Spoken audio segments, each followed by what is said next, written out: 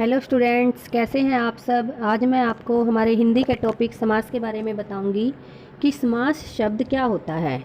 समास शब्द का शाब्दिक अर्थ होता है छोटा रूप। इसलिए जब दो या दो से अधिक शब्द या पद अपने बीच की विभक्तियों का लोप कर जो छोटा रूप बनाते हैं उसे समास, सामासिक शब्द या समस्त पद कहते हैं। उदाहरण देखिए, रसोई के लिए घर शब्दों में से के लिए विभक्ति का लोप करने पर नया शब्द बना हमारा रसोई घर, जो एक सामासिक शब्द है। अब देखिए समास विग्रह क्या होता है। किसी समस्त पद या सामासिक शब्द को उसके विभिन्न पदों एवं विभक्ति सहित अलग करने की क्रिया को समास का विग्रह कहते हैं। जैसे विद्यालय, विद्या के लिए आलय, विद्यालय विद्या के लिए आलय। माता पिता, माता और पिता। समास के प्रकार देखिए, समास 6 प्रकार के होते हैं। कौन कौन से? अव्ययी भाव समास, तत्पुरुष समास, द्वंद्व समास, बहुव्रीहि समास, द्विगु समास और कर्मधारय समास। अव्ययी भाव समास। अव्ययी भाव समास में प्रायः पहला पद प्रधान होता है। दूसरा देखिए इसका, पहला पद या पूरा पद अव्यय भी होता है। वे शब्द जो लिंग, वचन, कारक, काल के अनुसार नहीं बदलते उन्हें अव्यय कहते हैं। यदि एक शब्द की पुनरावृत्ति हो और दोनों शब्द मिलकर अव्यय की तरह ही प्रयोग हो, वहाँ भी अव्ययी भाव समास होता है। संस्कृत के उपसर्ग युक्त पद भी अव्ययी भाव समास होते हैं। उदाहरण देखिए, यथाशक्ति, शक्ति के अनुसार। यथाशीघ्र, इसका विग्रह है जितना शीघ्र हो। यथाकर्म, कर्म के अनुसार। यथाविधि, विधि के अनुसार। यथावसर, अवसर के अनुसार। यथेच्छा, इच्छा के अनुसार। प्रतिदिन, प्रत्येक दिन, या अलग अलग इसका और भी बन सकता है। दिन दिन, एक और एग्जाम्पल है इसका, हर दिन। प्रत्येक, हर एक और है एक एक या प्रत्येक। प्रत्यक्ष, अक्षी के आगे। घर घर, प्रत्येक घर या हर घर या किसी भी घर का न छोड़कर। हाथों हाथ, एक हाथ से दूसरे हाथ तक या हाथ ही हाथ में। रातों रात, रात ही रात में। अभी बच्चों इसमें देखिए कि यथाशक्ति, यथाशीघ्र सब में संस्कृत के उपसर्ग आए हुए हैं। यथा शक्ति में यथा, यथाशीघ्र में यथा, यथाक्रम में यथा, यथाविधि में भी यथा, यथावसर में भी यथा, यथेच्छा में भी यथा, प्रतिदिन में प्रति, प्रत्येक में प्रति, प्रत्यक्ष में प्रति। घर घर में ये भी बताया था ऊपर मैंने कि जब एक शब्द की पुनरावृत्ति हो तब भी वहाँ अव्ययी भाव समास होता है। हाथों हाथ में भी ऐसे ही है, रातों रात में भी ऐसे ही। तो यहाँ सभी कौन से समास है? ये अव्ययी भाव समास। और उदाहरण देखिए, बीचों बीच, ठीक बीच में। साफ साफ, साफ के बाद साफ या बिल्कुल साफ।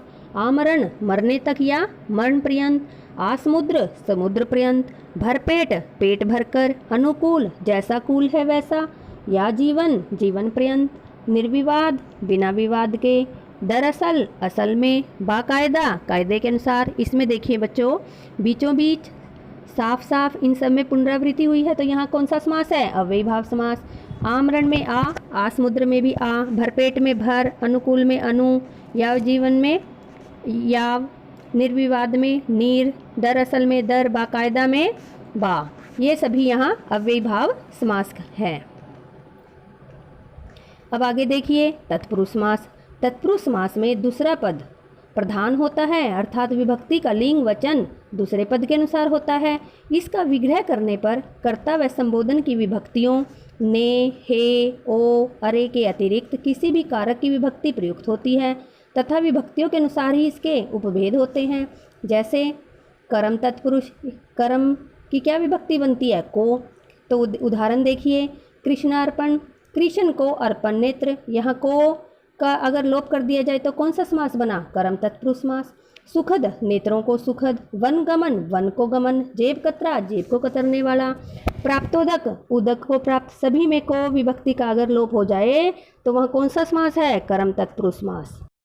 आगे देखिए बच्चों, करण तत्पुरुष समास। इसमें क्या होता है? से या के द्वारा विभक्ति का लोप हो जाता है। ईश्वर प्रदत्त, ईश्वर से प्रदत्त। हस्तलिखित, हाथ से लिखित। तुलसीकृत, तुलसी द्वारा रचित। दयार्द्र, दया से आर्द्र। रतन जड़ित, रत्नों से जड़ित। इन सब में से और के द्वारा का लोप हो जाने पर यहाँ कौन सा समास बनता है? करण तत्पुरुष समास।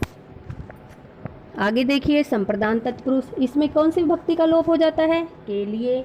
उदाहरण देखिए, हवन सामग्री, हवन के लिए सामग्री, विद्यालय, विद्या के लिए आलय, गुरु दक्षिणा, गुरु के लिए दक्षिणा, बलि पशु, बलि के लिए पशु। यहाँ कौन सा है? यहाँ संप्रदान तत्पुरुष समास है। अपादान में देखिए, अपादान तत्पुरुष समास में अलग होने का भाव होता है, वहाँ अपादान तत्पुरुष समास होता है। जैसे ऋण मुक्त, ऋण से मुक्त, पदच्युत, पद से च्युत, मार्ग भ्रष्ट, मार्ग से भ्रष्ट, धर्म विमुख, धर्म से विमुख, यानी कि धर्म से विमुख हो जाना, धर्म से अलग हो जाना। तो कौन सा समास हुआ? अपादान तत्पुरुष समास। देश निकाला, देश से निकाला, यहाँ भी कौन सा समास है? अपादान तत्पुरुष समास है। आगे देखिए, संबंध तत्पुरुष समास। इसमें क्या है? का, के, की, इस विभक्ति का लोप हो जाने पर ये संबंध तत्पुरुष समास कहलाता है। जैसे देखिए, मंत्री परिषद, मंत्रियों की परिषद, प्रेम सागर, प्रेम का सागर, राजमाता, राजा की माता, अमचूर, आम का चूर्ण, रामचरित, राम का चरित। तो यहाँ कौन सा समास हुआ? संबंध तत्पुरुष समास। अधिकरण तत्पुरुष समास देखिए, इसमें में, पे या पर विभक्ति का लोप हो जाता है। जैसे वनवास, वन में वास, जीवदया, जीवों पर दया, ध्यान मगन, ध्यान में मगन, घुड़सवार, घोड़े पर सवार, घृतान्न, घी में पक्का अन्न, कवि पुंगव, कवियों में श्रेष्ठ। तो यहाँ कौन सा समास है? अधिकरण तत्पुरुष समास। आगे देखिए हमारा द्वंद्व समास। द्वंद्व समास क्या होता है बच्चों? द्वंद्व समास में दोनों पद प्रधान होते हैं, दोनों पद प्रायः एक दूसरे के विलोम होते हैं, सदैव नहीं।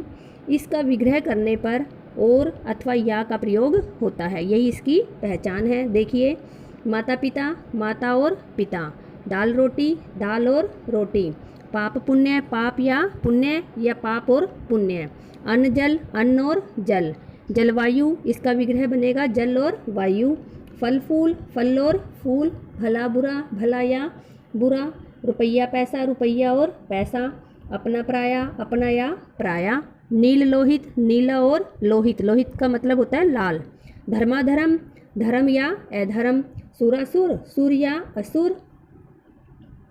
कुछ और उदाहरण देखिए, शीतोष्ण, शीत या उष्ण, यानी कि शीत मीन्स ठंडा, उष्ण मीन्स गर्म, यानी कि शीत या उष्ण। यशापयश, यश या अपयश, शीतातप, शीत या आतप, शस्त्रास्त्र, शस्त्र और अस्त्र, कृष्ण अर्जुन, कृष्ण और अर्जुन।